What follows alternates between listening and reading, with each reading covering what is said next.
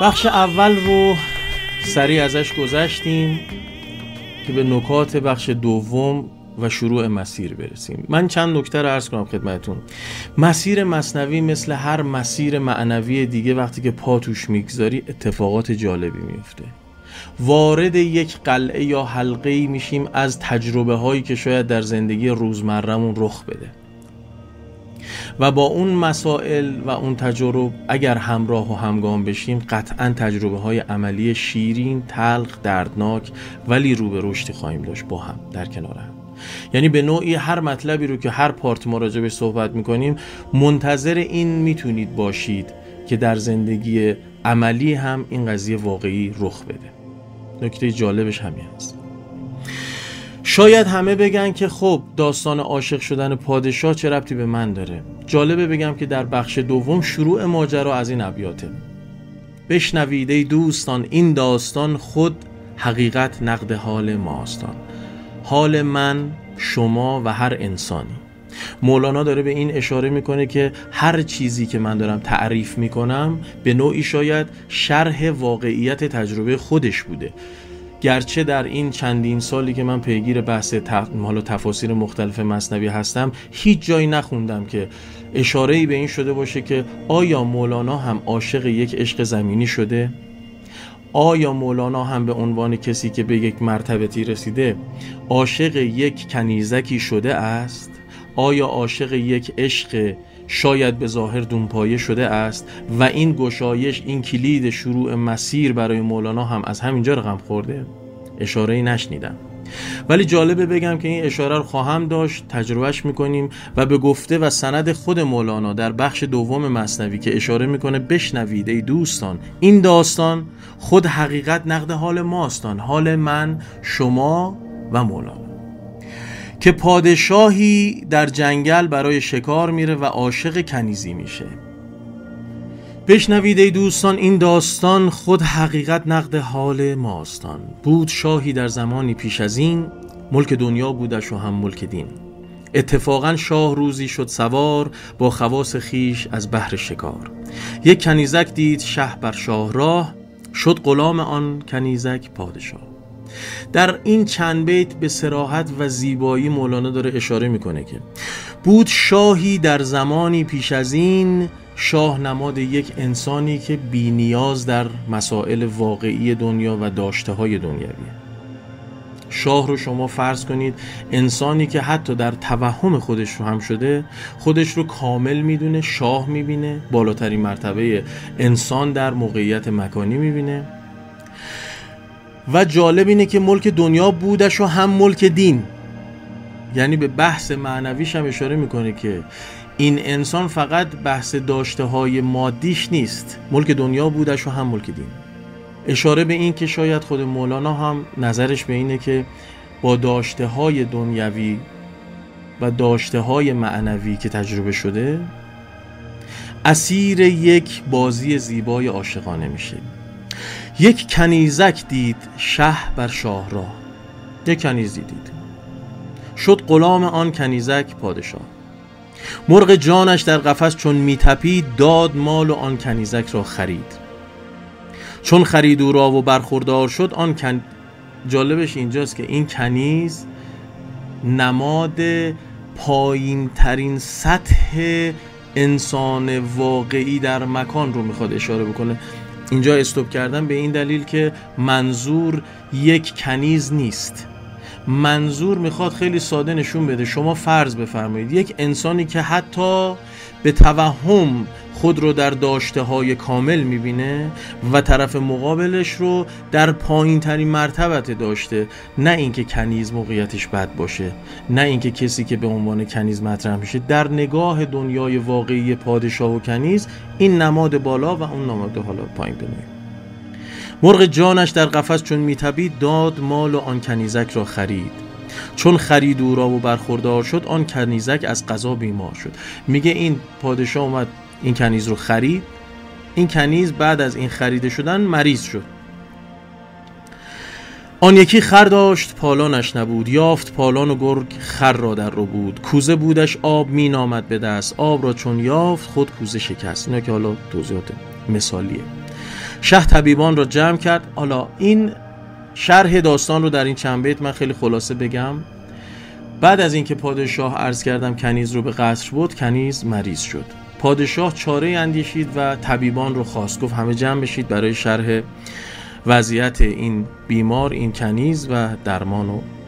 شه طبیبان را جمع کرد از چپ و راست، گفت جان هر دو در دست شماست. یعنی جان هر دو یعنی جان پادشاه و جان کنیز. جان هر دو در دست شماست.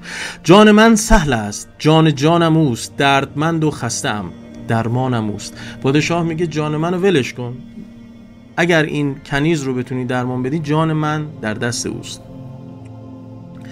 هر که درمان کرد مر جان مرا، هر کسی درمان کرد این جان مرا، این کنیزک رو، برد گنج و در و مرجان مرا. اون چیزی که من از گنج و فلان و فلان دارم مال اوست. جمله گفتندش که جانبازی کنیم، فهم گرداریم و انبازی کنیم. بحث اینه که طبیبان گفتن ما الان همه چی تفکراتمون رو میریزیم رو هم و چاره کار رو پیدا خواهیم کرد. هر یکی از ما مسیح عالمی است، هر علم را در کف خود مرهمی است. طبیبان گفتن که هر کدوم از ما خودمون مسیح عالم، مسیح درمانگری هستیم. هر علم را در کف خود مرهمی است. علم به معنی درد، هر دردی رو ما مرهمی برش داریم. گر خدا خواهد نگفتند از بتر، یعنی طبیبان نگفتن انشالله انشالله خدا بخواد، حالا چیز مرسوم رایج. گر خدا خواهد نگفتند از بتر، پس خدا بنمودشان عجز بشر. یعنی هر جایی که انسان، خیلی جالبه، من در این چند سال اخیری که مشغول حالا بیزینسی بودم یا هر چیزی، در مراودات مالی که داشتم یا در قراردادها قرارهایی که داشتم، یک انشالله همیشه من سر زبونم هست که خیلی جاها حتی متاسفانه مورد تمسخر قرار میگیره که انشالله یعنی چی، انشالله ماشالله. این هر بحث اینه که خیلی ساده عرض کنم، ببخشید من خیلی رک و راحت صحبت میکنم. متاسفانه ما خیلی سرسری میگیریم موضوع خدا اگر بخواهد انشالله رو. مولانا بزرگ مردیه که حتی این آثارش که مونده میتونه نجات راه انسان باشه و این فرد، این بشر، این بشارت رو داده که گر خدا خواهد نگفتند از بتر، پس خدا بنمودشان، اون طبیبا رو پس خدا بنمودشان عجز بشر، عاجزشون کرد. ترک استثناء مرادم قسوتی است، نه همین گفتن که عارض حالتی است. ترک استثناء یعنی انشالله نگفتند در اینجا معنیش. ترک استثناء منظور این که انشالله نگفتند، نه همین گفتن که عارض حالتی است، نه این که فقط بگی انشالله. درونش انسان باید انشالله نطفه بسته باشه، انشالله ریشه کرده باشه.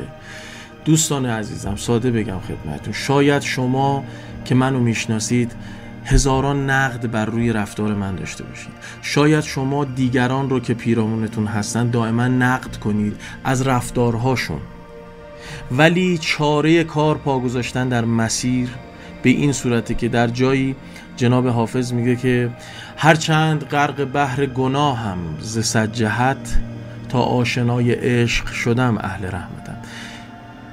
نمیگه من گناه ندارم، توجه کنید، هرچند غرق بحر گناهم، غرق دریای گناهم ز صد جهت، هرچند غرق بحر گناهم ز صد جهت، تا آشنای عشق شدم ز اهل رحمتم. یا جای دیگه جناب مولانا میگه که گر حدیث هم کج بود معنیش راست، این کجی لفظ مقبول خداست. چاره در اینه که هر چند ما گناه، هر چند غرق مسائل منفی هستیم، چاره در اینه که امروز قدم اول رو برداریم به سمت نور. هر چه کردند از علاج از دوا، گشت رنج افزون و حاجت ناروا. میگه هر کاری که کردن طبیبان برای دوای این قضیه، اتفاقا دردش فوزونی یافت، بیشتر شد. آن کنیزک از مرض چون موی شد، لاغر شد چون موی. چشم شه از اشک خون چون جوی شد، از قضا سرکنگبین صفرا فزود. روغن بادام خشکی مینو بود. میگه هر چی میزدن برعکس عمل میکرد. روغن بادام میزدن جای اینکه قضیه روانتر بشه، خشکی بیشتر میشد. از حلیله قبض شد اطلاق رفت، آب آتش را مدد شد همچو نفت.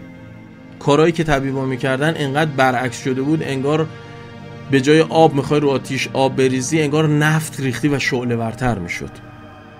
بخش دوم مثنوی از داستان اول تا به اینجا گویای این هست که طبیبان، حکیمان، عشاق، اینها در مراتب مختلف و توضیحاتی که خواهیم داد جایگاهاشون رو مشخص میکنیم. اینجا طبیبان نماد عقله.